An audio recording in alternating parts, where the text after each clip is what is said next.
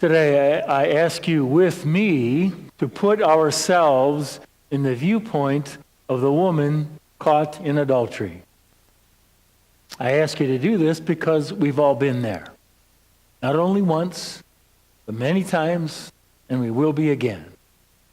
Let's not get lost in the detail of the fact that she was committing adultery. It's like what we get caught in our own sin, regardless of what it is. Fill in your own. And being caught in it means that it's discovered, kind of exposed. And we know we're guilty. And in that guilt, it's like, I'm guilty. And we're caught. We're caught in that. We're kind of held in it. And we can be caught in several ways. One is that we can be caught by others. The thing is that we need to be able to recognize that sin. Unless, of course, we are totally dishonest with ourselves, maybe, and then with others. I saw the 60 Minutes last Sunday on TV. Anybody see that?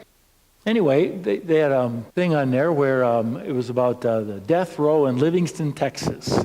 And they interviewed several people in Livingston, Texas about being on the death row. And they asked one guy, they said, well, who's to fault? Who's to blame for you being here? He looked at him and said, my wife. Okay, well, we're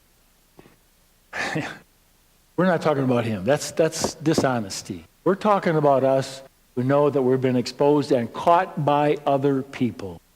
We know we're caught because it seems as if that sin, that mistake, that wrongdoing is the thing that they define us by. And we know so because they say, well, you're the one who lied to me. You're the one who hurt me.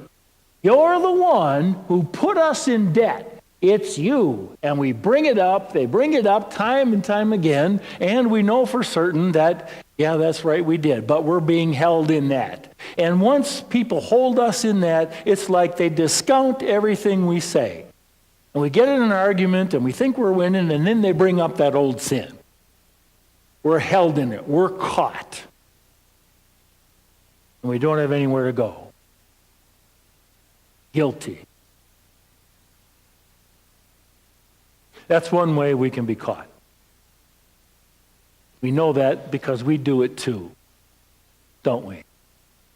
We get the dirt on somebody, and we just keep that packed away.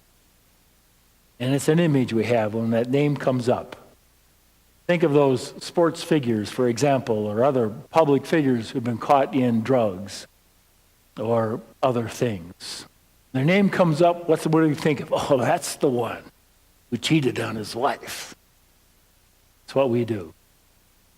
So that's one way we can be caught. Another way we can be caught, which I think is even worse, is in ourselves. We know what we've done, and we can't seem to get over that, get through it. I did it. I can't believe I was so stupid. I can't believe I made that mistake. And we beat ourselves up and we punish ourselves for what we've done wrong. Over the years, this has happened many times when someone's confessing a serious sin that they just, I said, well, you're forgiven. And they shake their heads, and I go, don't you believe that God can forgive you? And they say, yeah, I believe God forgives me. The problem is, I can't forgive myself. Maybe you've been there.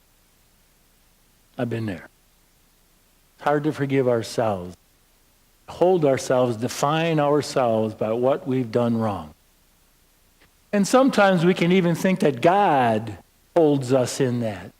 He catches us and holds us in our guilt. But Jesus knows better, and he speaks for God the Father. And he knows that there is more to us than the wrong we have done, the sin we have committed, the mistakes that we've made. He knows that there is much more to us than that.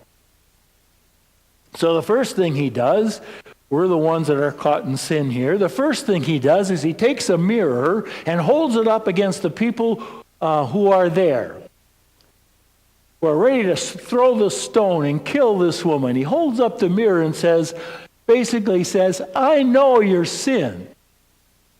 You want me to expose your sin and let everybody stand there and stare at you?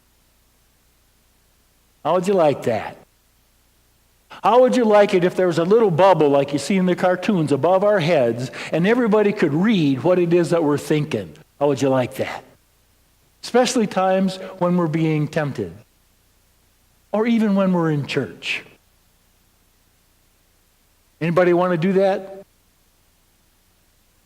No. Jesus holds up this mirror and says, throw the first stone if you want me to expose your sin. And from the oldest then to the youngest, they drop their stones and walk away. And then there are only two left, the sinner and the merciful one. The merciful one who says, is there no one to condemn you? She looks around and says, well, at least nobody else. And he says, then neither do I condemn you. And he goes on to do things that we heard in that first reading, where it says, remember not the things of the past. See, I am doing something new. I make a way. There's a way out of this. I will show it to you. Or in the second reading where Paul says, don't look at the past. I'm not looking at the past. Let's look forward to the things to come. There is a way to go forward from here. I believe that you are more than your wrongdoing and your sin, your mistakes. There is much more to each of us than any of that. Later on in this, as part of this 60 Minutes, they interviewed another guy who, by the time the show aired, had already been put to death. And it was a younger guy, and they asked him, he said, well, same question. Who's to blame for you being here? And he says, I am. I was under the influence of drugs, and I killed another man. I'm responsible.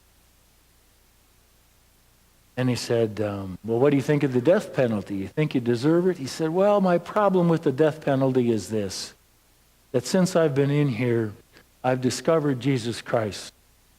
I read the Bible, and I pray every day. But the death penalty doesn't allow for me to change, to be a different man. I am a different man from the drugged up man who killed that other guy. And I will pay for my sins, and I'm not trying to get out of it. I'm just saying, doesn't recognize what goes on, what can go on in a person's life touched by God. There is more to us than our sin. Neither do I condemn you.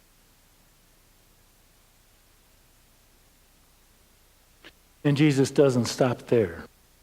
Then he goes on to say, you're set free. Go now and sin no more. Now we all know we're going to do it. We will commit some sin. But we don't have to be caught in it ever. And God always believes that there's more in us than any mistake or any sin could ever destroy. And so if we see ourselves in the situation of the woman caught in adultery, we also need to see ourselves before a God who says, neither do I condemn you. Get up. I will make a way. Go and sin no more.